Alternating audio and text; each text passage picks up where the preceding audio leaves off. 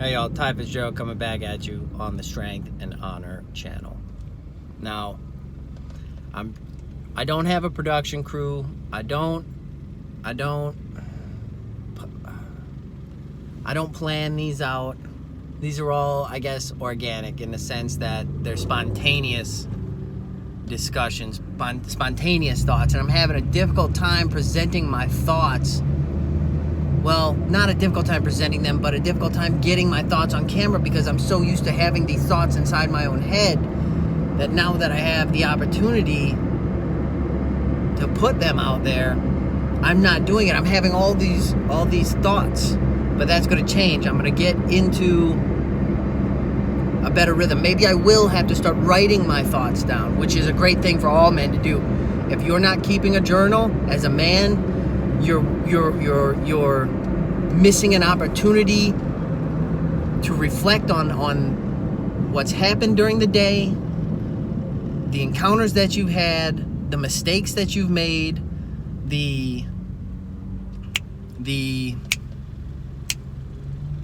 just the events of the day. Whatever it is, something might be irking you that day and you forget about it. Don't forget about anything. Never forget. Never forget anything, because forgetfulness is why some people still have shitty friends. Forgetfulness is why people continue to make the same mistakes.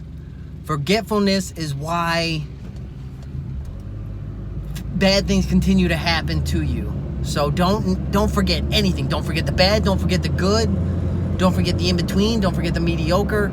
Remember everything that ever happens to you, because at some point in time, your boy's going to have a question and you're not going to have the answer.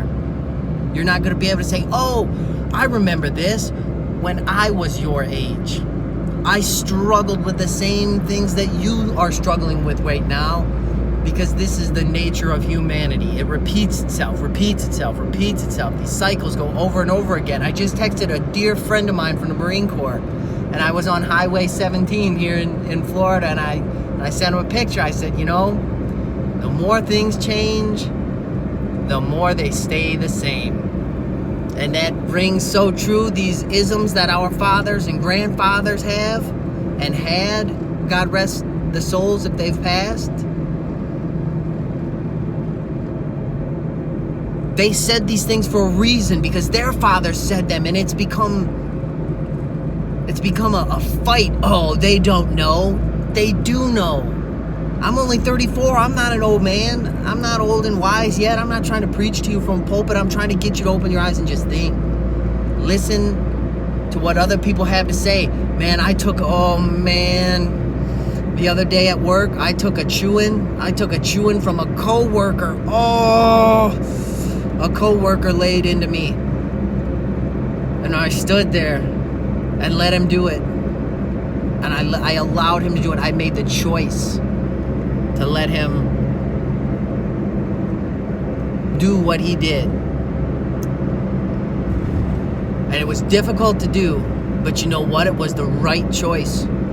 Days later, weeks later, I think, a week later now, it was the right choice to let him just say whatever he wanted to say. And then I asked my boss, who was there and witnessed the whole thing, if I could speak with him privately.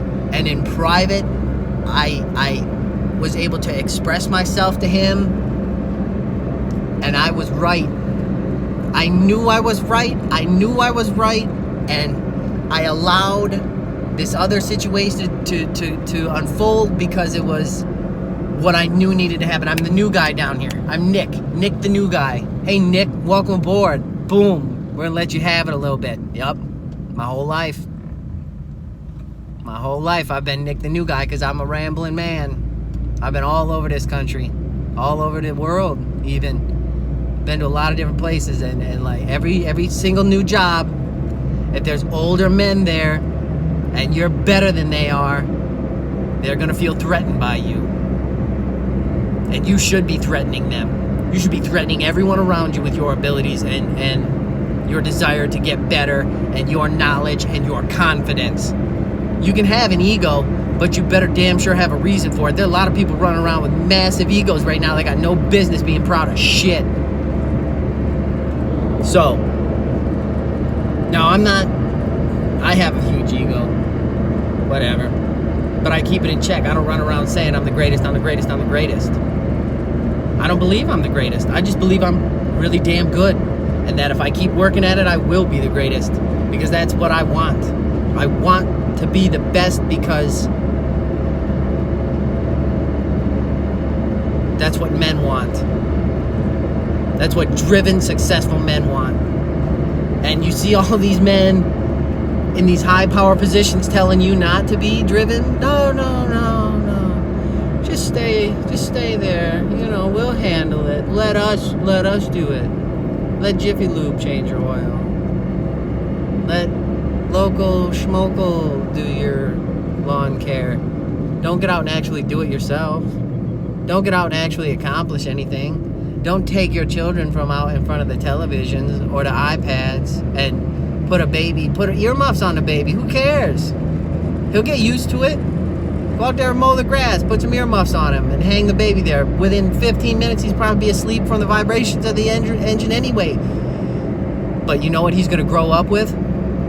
The smell of fresh cut grass. This reminds me of when my father... Oh, that reminds me of when my father and I did this. When my father and I did that. Oh, you remember when my father... Oh, my God, my father and I did this. I still do it. I was just remarking to a guy about this I don't know what you call it, but it was an antenna. It was the tower that was going to put the antenna up above our house. And it was in the shape of a triangle, but they went up, you know, I don't know what you call it, a 3-post tower, maybe I don't know, it doesn't matter. But I still remember how my father and I struggled to get this post up, this very last one. It was so hard. And it was scary because we were high up in the air. We were tied off. OSHA. Suck my balls. We were tied off. And it was still scary because it was heavy and it was hard, but we struggled through it.